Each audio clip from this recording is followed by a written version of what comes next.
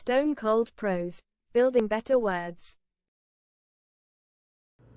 Hi guys, welcome back to Stone Cold Prose, where we build better words, better thoughts, and better men. I'm Miles Watson, novelist and author of numerous award-winning series, including Cage Life, Sinner's Cross, The Chronicles of Magnus, and now, as of Halloween past, Something Evil, my new epic horror series. On sale at Amazon. Shameless plug. Let's get into this. Today I watched a video about life in Japan. The video was fascinating in and of itself, but what really got to me was the comments. Here's a small but representative sample. Everyone knows where to go, but no one knows why they're going. When I was younger, we were poor, but after years and years of hard work, I am no longer young. It ain't just Japan, it's everywhere. The marketing narrative has died. Nobody anywhere trusts their government. Nobody trusts the media. Nobody thinks they will ever own a house. People have just given up. When you take hope away, there is nothing left. Have you ever played Monopoly? There is a stage when your opponent has bought whole streets and built houses and hotels. You have no fun playing because you know you can't win anymore, but you have to finish the game. These sentiments struck me not only for the anguish that was implicit in the words themselves, but for the fact that they are indeed representative, not of Japan or just Japan, but as one commenter pointed out, everywhere else. One hardly needs to be a genius of renown to grasp that life is hard, a bitch, if you like the phrase, and it always has been. Indeed, life in much of the world today is significantly easier than it has been in all of human history. And people are still miserable as all hell, which says a lot about us, or at least about self-awareness, the thing which supposedly differentiates us, humans, from the lesser animals and from machines. The ability to think deeply and to experience complex emotions is as much a curse as a blessing, if not more so. But it seems to me that the misery referred to in these comments and hundreds of others that I have seen like them posted from every corner of the globe is more the rule than the exception nowadays. And this phenomenon is something new in my half century of lifetime. As someone who's experienced the Cold War, 9/11, the Great Recession, COVID, and all the rest of it, the fact that such cries of existential despair are commonplace is striking. Because being 53 years of age, I well remember the 1990s and the enormous optimism that drove them.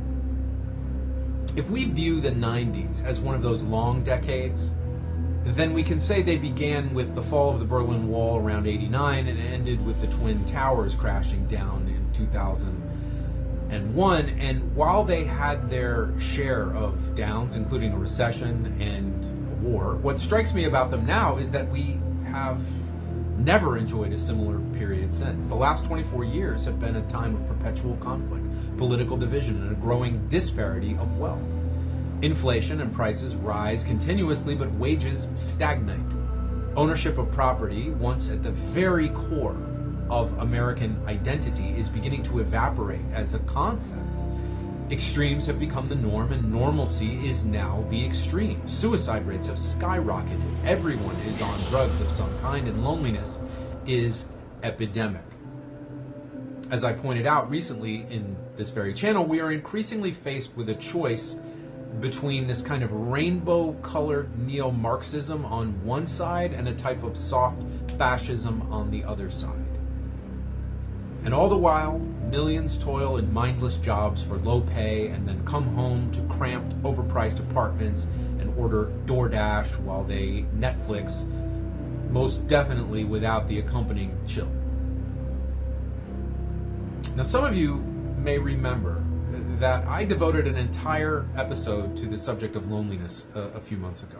I was regarding it then as a thing in itself, but now I see that it is merely a component in a much, much larger problem, a much larger pandemic, in this world, which is this.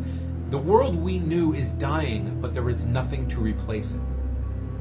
Our grandfathers worked for 30 years for the same company, got their gold watch, and retired on pensions that were as reliable as the tides. However modest those pensions might have been, the main desire of the ordinary person was to marry, to own a home, and to die in bed surrounded by grandchildren. Nowadays, all of these things seem out of reach, impossible.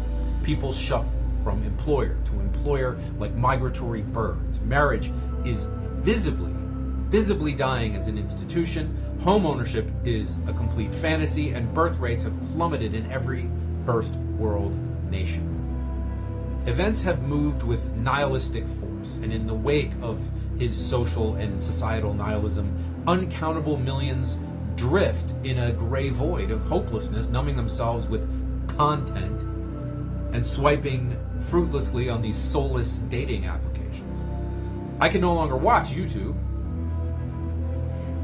without seeing advertisements for AI girlfriends, a concept which ought to be funny, but is actually both terrifying and pathetic at the same time. In the 90s, what struck me even as they were unfolding was the idea that we had won. We, meaning humanity itself. The threat of nuclear annihilation had passed, democracy was everywhere on the march, and the economy was generally booming. The optimism that I referred to earlier was paper money, so to speak, but it was paper money backed by the gold of real-world events. There was a strong undercurrent of dissatisfaction, of course, best articulated by the grunge music of that era. But even this seemed to me a healthy thing, a rejection of superficiality, materialism, and status seeking for its own sake. This music didn't say, you shouldn't be happy with this, but rather, why am I not happy with this? Which is a distinction, by the way, with a difference. 9/11 changed all that. 9/11 knocked us violently off our access, and we never found it again. Never in all these 24 years since have I experienced any real optimism or hope from people taken in the main. Yeah, they have their moments of triumph, their personal successes, their vicarious political victories, but the trend is always in the same direction, down. Boomers just want to die owning their homes. Gen Xers stare down the barrel of the back half of our lives with no job security and no savings and a dollar that buys us less and less every year. Millennials were sold on hustle culture that was nothing but a massive psyop to turn them into donkeys for the billionaires and the corporations that they were brought up to worship. And Zennials, the first generation, totally and completely raised by the internet, now face being the first generation to be made redundant by their own technology, literally rendered surplus to requirements by the AI that is already taking their jobs away and doing their thinking for them.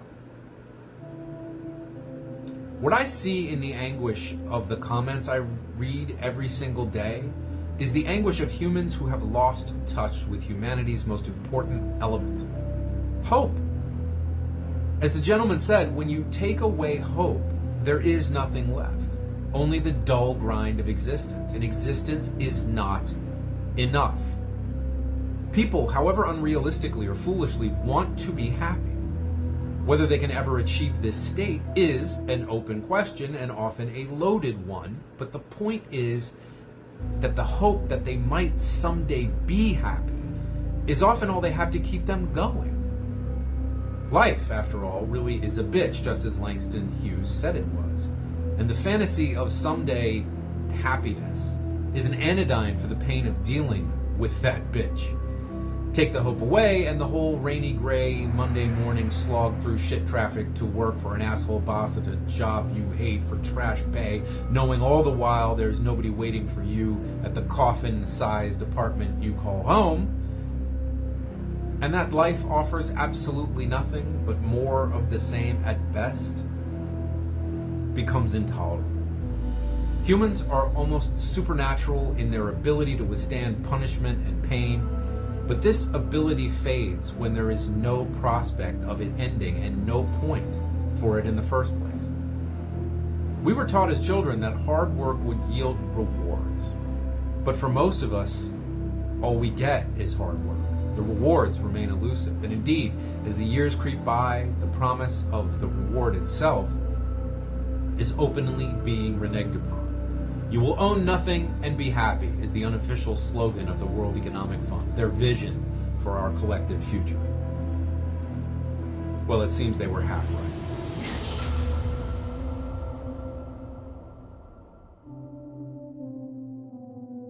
Folks, if you enjoyed today's video, please remember to like, subscribe, comment, hit the notification bell, and remember to check out my books. The link may possibly be in the description. Usually I forget. It's kind of a running joke on this channel.